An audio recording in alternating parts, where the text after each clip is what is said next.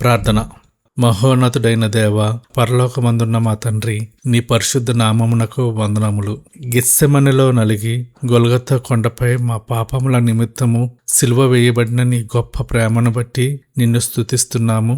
నీవు మరణాన్ని జయించిన సజీవుడవు, మా విమోచకుడవు.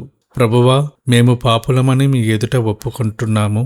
మా ఆలోచనల ద్వారా, క్రియల ద్వారా మేము చేసిన ప్రతి అతిక్రమమును క్షమించండి.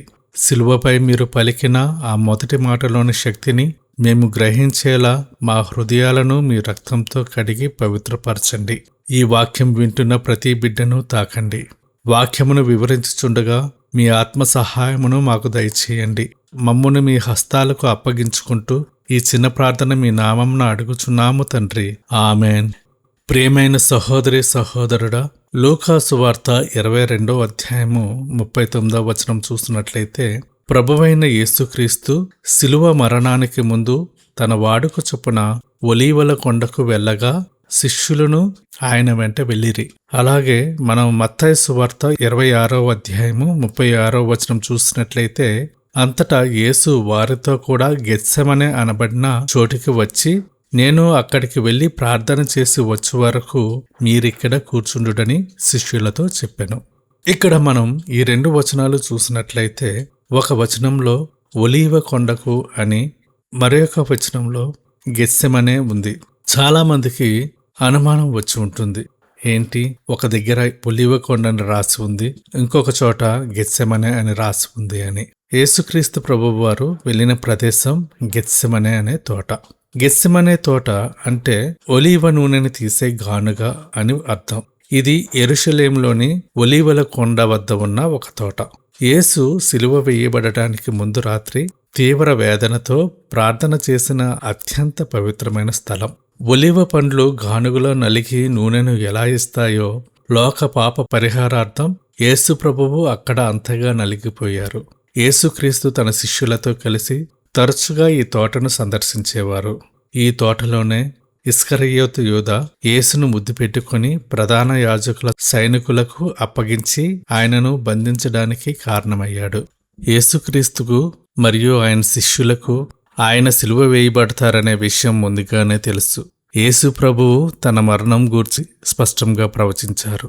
యేసు తన పరిచర్య కాలంలో కనీసం 3 సార్లు తాను పట్టుబడతానని, చంపబడతానని మరియు 3వ దినమున తిరిగి లేస్తానని శిష్యులకు వివరించారు.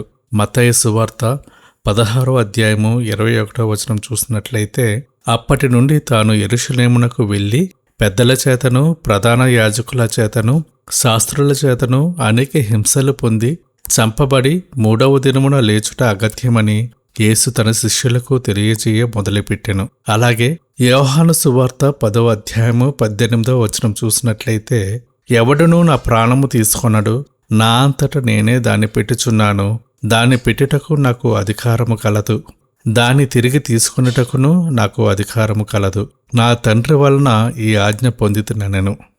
ఆయన తన ప్రాణమును ఎవరూ తీయలేరని, తనంతట తానే దానిని పెడుతున్నానని యేసు శిష్యులకు ముందుగానే చెప్పారు. కాబట్టే గెత్సెమనే తోటలో ఆయన పట్టుబడినప్పుడు వారు ఆశ్చర్యపోలేదు, కానీ భయపడ్డారు. పేతురు అయితే యేసును చంపనివ్వనని అడ్డుపడటానికి ప్రయత్నించినప్పుడు యేసు అతడిని గద్దించి, ఇది తండ్రి చిత్తం అని చెప్పారు.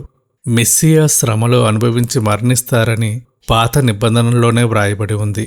యెషయా గ్రంథము 53వ అధ్యాయంలో ఆయన మన అతిక్రమములకై గాయపరచబడతారని 100 ఏళ్ల క్రితమే ప్రవచింపబడింది.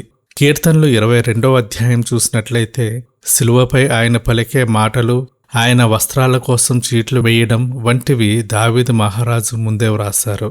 యేసు మరణం ఒక ప్రణాళిక. ఆయన పుట్టిందే సిలువపై మరణించి మనల్ని రక్షించడానికి. యేసు తన శిష్యులతో కలిసి తోటలోకి వెళ్ళినప్పుడు ఆయన ఎంతో కలత చెందారు. ఆయన, నా ప్రాణము మరణమగునంతగా దుఃఖముతో నిండియున్నది అని చెప్పారు. ఇది కేవలం శారీరక భయం కాదు, లోకమంతటి పాపభారమును మోయబోతున్నందుకు కలిగిన వేదన. లూకా సువార్త 22వ అధ్యాయం చూసినట్లయితే, నా తండ్రి సాధ్యమైతే ఈ గిన్నె నా యొద్ద నుండి తొలగిపోనిమ్ము, అయినను నా ఇష్టము కాదు, నీ చిత్తమే సిద్ధించును కాక అని ప్రార్థించారు. చెమట రక్తపు బిందువులుగా మారేంతగా ఆయన ప్రార్థన చేశారు. మన వ్యక్తిగత జీవితాల్లో ఎదురయ్యే కష్ట సమయాల్లో మన ఇష్టాన్ని కాక దేవుని చిత్తాన్ని వెదకటం ఎంత ప్రాముఖ్యమో ఇది నేర్పుతుంది. యేసు ప్రార్థిస్తున్నప్పుడు పరలోకం నుండి ఒక దూత ప్రత్యక్షమై ఆయనను బలపరిచినట్లు మనం చూస్తాము. ఆయన ప్రార్థన చాలించి లేచి తన శిష్యుల యొద్దకు వచ్చి వారు దుఃఖము చేత నిద్రించుట చూచి అని చదువుతాము. వారు బద్ధకము వల్ల కాదు, దుఃఖము చేత నిద్రపోయారు. యేసుక్రీస్తుకి ఆయన శిష్యులకు సిలువ వేయబడతాడని ముందుగానే తెలుసు. అందువల్లనే శిష్యులు యేసుక్రీస్తుకు జరగబోయే దానిని తలచుకుని మానసిక ఒత్తిడికి లోనై నిద్రపోయారు. ఆ సమయంలో 12 మంది శిష్యులలో ఒకడైన ఇస్కరియోతు యూదా శత్రువుల గుంపును నడిపించుకుంటూ వచ్చాడు. ప్రేమకు గుర్తుగా ఉండాల్సిన ముద్దు ఇక్కడ ద్రోహానికి గుర్తుగా మారింది. వెండి నాణాల కోసం గురువును అప్పగించడం మానవ చరిత్రలోనే అత్యంత దారుణమైన పని. యూదా, నీవు ముద్దు పెట్టుకుని మనుష్య కుమారుని అప్పగించుచున్నావా అని యేసు అడిగాడు. యేసుకు అన్నీ తెలుసు. ఆయన యూదాను గద్దించలేదు, కాని వాని మనస్సాక్షిని తట్టి లేపడానికి ప్రయత్నించారు. యేసును పట్టుకోవడానికి వచ్చినప్పుడు శిష్యులు భయపడి తమను తాము రక్షించుకోవడానికి కత్తులు తీశారు. యోహాను సువార్త ప్రకారం పేతురు ప్రధాన యాజకుని దాసుడైన మల్కు అనే వాని కుడి చెవిని తెగ నరికాడు. లూకా సువార్త 22వ అధ్యాయము 51వ వచనం చూసినట్లయితే ఆ భయంకరమైన గందరగోళంలో కూడా యేసు శాంతంగా ఉండి తెగిపడిన ఆ దాసుని చెవికి తాకి స్వస్థపరిచారు. శత్రువును కూడా ప్రేమించి స్వస్థపరచడం యేసు దైవత్వానికి నిదర్శనం.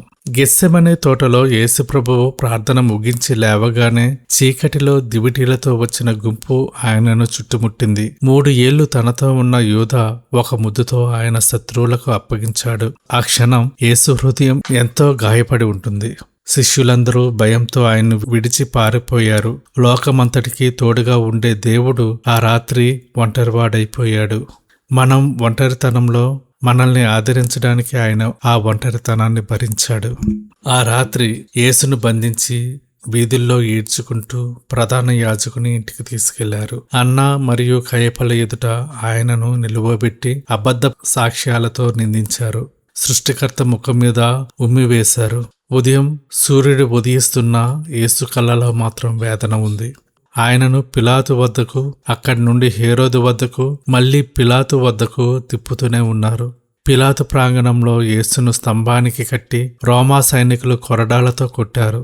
ఒక్కొక్క దెబ్బకు ఆయన వీపు చీలిపోయింది. ఆ రక్తపు చారలు మన పాపాలకు ప్రాయశ్చిత్తం. రాజువని ఎగతాళి చేస్తూ పొదునైన ముళ్లతో అల్లిన కిరీటాన్ని ఆయన తలపై పెట్టి గట్టిగా నొక్కారు. రక్తం కళ్ళలోకి కారుతున్నా ఆయన నోరు తెరవలేదు. మన తప్పుడు ఆలోచనల శిక్షను ఆయన తన తలపై మోశారు. చివరికి మరణశిక్ష ఖరారయింది. భారీ సిలువను ఆయన చితికిపోయిన భుజాలపై పెట్టారు. రక్తం ఓడుతున్న శరీరంతో భారీ కొయ్యను మోస్తూ ఎత్తైన గొల్గొతా కొండను ఎక్కుతుంటే ఆయన ఎన్నిసార్లు కింద పడిపోయి ఉంటారో కదా. యేసు శరీరం రక్తం ఓడుతోంది. ఆయన వెన్నుపూసలు రోమన్ కొరడా దెబ్బలకు బయటపడ్డాయి. ముళ్ళ కిరీటం ఆయన కళ్ళలోకి రక్తాన్ని కారుస్తోంది. ఆయన తనను తాను రక్షించుకోగలడు, కానీ మన కోసం మౌనంగా ఆ భారమైన సిలువను మోస్తున్నారు.